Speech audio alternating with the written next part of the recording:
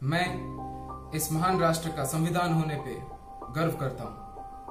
आजादी के 74 इयर्स के दौरान मैंने इस राष्ट्र को बनते और आगे बढ़ते देखा है।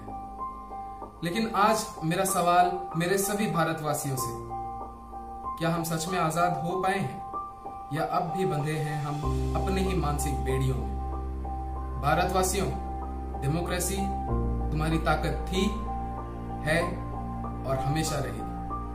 15 अगस्त 1947 एक महान राष्ट्र की ऐतिहासिक आजादी का दिन।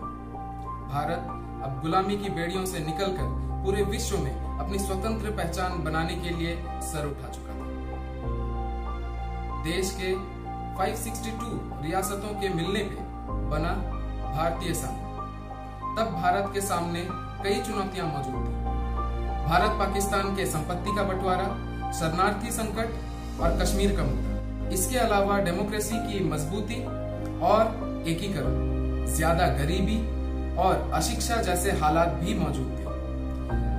फिर 1951-52 में देश में पहला आम चुनाव हुआ। मैं भारत का संविधान, मेरा जन्म इस महान राष्ट्र के वासियों को दिशा निर्देश करने के लिए हुआ।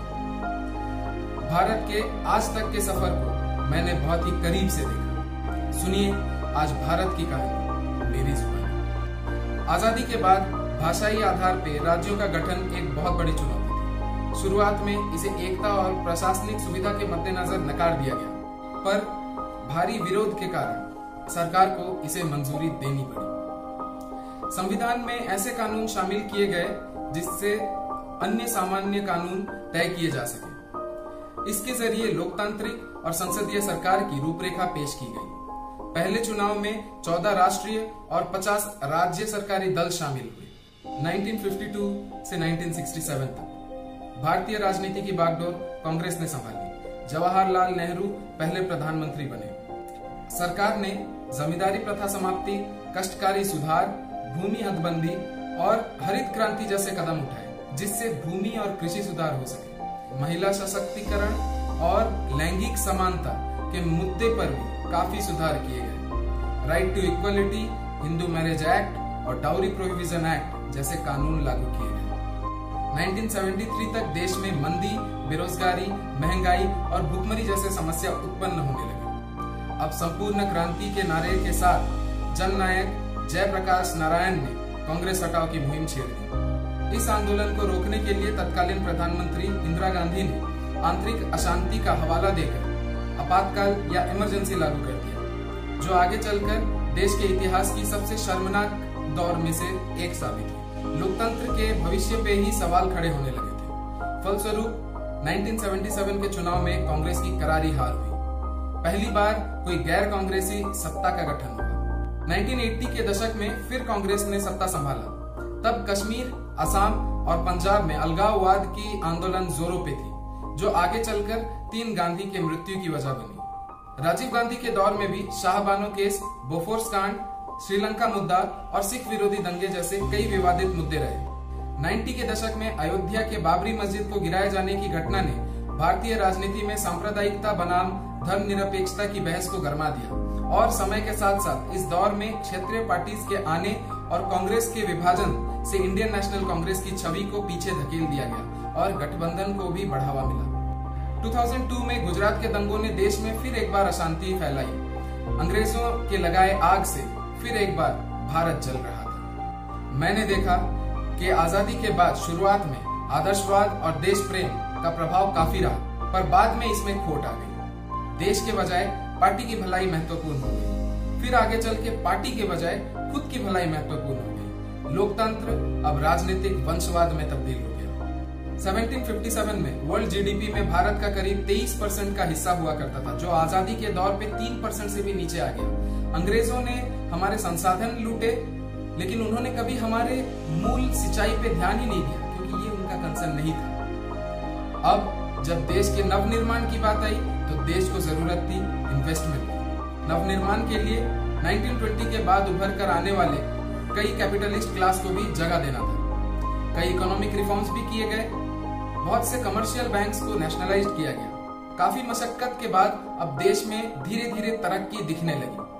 पंचवर्षीय योजना के जरिए काफी सुधार आए। इसरो की स्थापना, पोखरण टेस्ट की कामयाबी, ब्रह्मोस, तेजस और चंद्रयान जैसे उपलब्धियों से देश का विश्व स्तर में एक अलग रुतबा बना। लेकिन कहीं ना कहीं हम पब्लिक सेक्टर्स के तरफ से ध्यान हटाकर प्राइवेटाइजेशन के तरफ बढ़ने लगे। डेवलपमेंट तो हुई, लेकिन इस दौरान जो बेदखल हुए उनके कंपेंसेशन और रीलोकेशन में काफी बेईमानी होने लगी। आम आदमी का शोषण दोबारा से शुरू हो गया। फिर देश भर में कई सारे घोटाले सामने आए।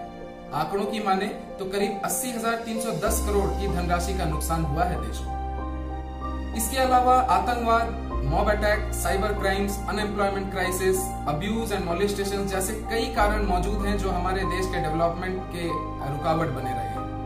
आजादी के दौरान एजुकेशन की कमी थी, स्कूल कॉलेजेस नहीं हुआ करते थे। फिर IIT, एम्स, IIM जैसे अनुष्ठान बनाए गए, लेकिन सरकार इस पे और भी बेहतर तरीके से काम कर सकती थी। पहले अमीर गरीब सभी सरकारी अनुष्ठानों में एक साथ पढ़ने जाते थे। आज हमारे देश के सभी बड़े पदाधिकारी गवर्नमेंट इंस्टीट्यूशंस की देन है। पहले सरकारी हॉस्पिटल में अच्छे डॉक्टर्स हुआ करते थे, इलाज होते थे, व्यवस्था काफी अच्छी थी। लेकिन प्राइवेटाइजेशन और मार्केट कंपटीशन का नतीजा ये हुआ कि गवर्नमेंट इंस्टीट्यूशंस ठप होने लगे, यूनिवर्सिटीज बदहाल हो रही हैं, हॉस्पिटल्स की सुविधाएं सीमित होकर रह गई हैं। पर प्राइवेट हॉस्पिटल्स और यूनिवर्सिटीज की जैसे खेती हो रही है। बड़े हैरत की बात है कि जिस देश में नागरिक को कोविड-19 के इमरजेंसी टाइम में हॉस्पिटल में बेड्स नहीं मिल रहे हैं, वो देश हॉस्पिटल टूरिज्म के लिए पॉपुलर है। अगर भ्रष्टाचार के पैसों को देश के हित में लगाया जाता तो आज हमारे देश में करीब 2000 हॉस्पिटल्स होती, फ्री मेडिसिन की सुविधा होती और इसके समेत 1500 वर्ल्ड क्लास यूनिवर्सिटीज होती। नेहरू ने 19 अक्टूबर 1945 को गांधी जी को लिखे खत में कहते हैं कि देश में पब्लिक सेक्टर और प्राइवेट सेक्टर दोनों की मिक्स्ड इकोनॉमी चलेगी, पर आगे चलकर कोई एक इकोनॉमी दूसरे को निगल जाएगी। इसलिए आज देश में अमीर और अमीर हो रहा है और गरीब और गरीब। और क्रिटिक ये है कि पूंजीपतियों के हाथ में सरकार है और वो देश चला रहे हैं। हमारा जाति व्यवस्था 5000 साल पुराना है, वसुधैव कुटुंबकम की संस्कृति है। इतिहास के पन्नों में सांप्रदायिक मतभेद बहुत ही कम देखने को मिलेंगे, मगर आज देश की सबसे बड़ी समस्या यही मतभेद है। जहां सरकार ने समस्या को खत्म करने की महज कोशिश ही दिखाई, वहीं नागरिक खुद इन सारे मतभेदों को अपने जीवन में जगह दे रहे हैं।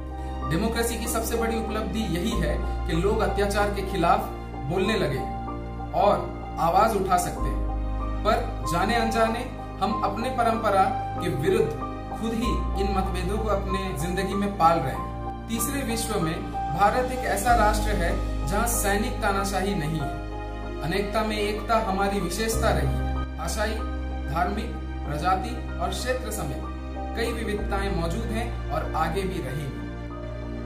यहाँ भक्ति और सूफीज्म में काफी समानताएं देखने को मिलती है और सेक्युलरिज्म हमारी पहचान है। हिंदुस्तान की बुनियाद काफी मजबूत है और न्याय अन्याय का संघर्ष हमेशा जारी रहेगा। पर 74 इयर्स के मेहनत के बावजूद हम कहीं ना कहीं फंडामेंटल मामलों में कमजोर पड़ जाते हैं। पर जिस देश की फंडामेंटल वैल्यूज की मिसालें पूरी दुनिया देती है, जिस देश में एक मैच्योर डेमोक्रेसी को अपनाने की क्षमता हो, क्या उसे अपने ही सिद्धांतों का उल्लंघन करना शोभा देगा? मैं इस महान राष्ट्र का संविधान होने पर गर्व करता हूँ। मैंने इसे बनते और आगे बढ़ते देखा है। आज 74th इंडिपेंडेंस डे के अवसर पे मेरा सवाल है मेरे सभी भारतवासियों से, क्या हम सच में आजाद हो पाए हैं या आज भी कहीं ना कहीं हम अपने उन मानसिक बेड़ियों में जकड़े हुए हैं? भारतवासियों, डेमोक्रेसी तुम्हारी ताकत थी, है और हमेशा रहेगी।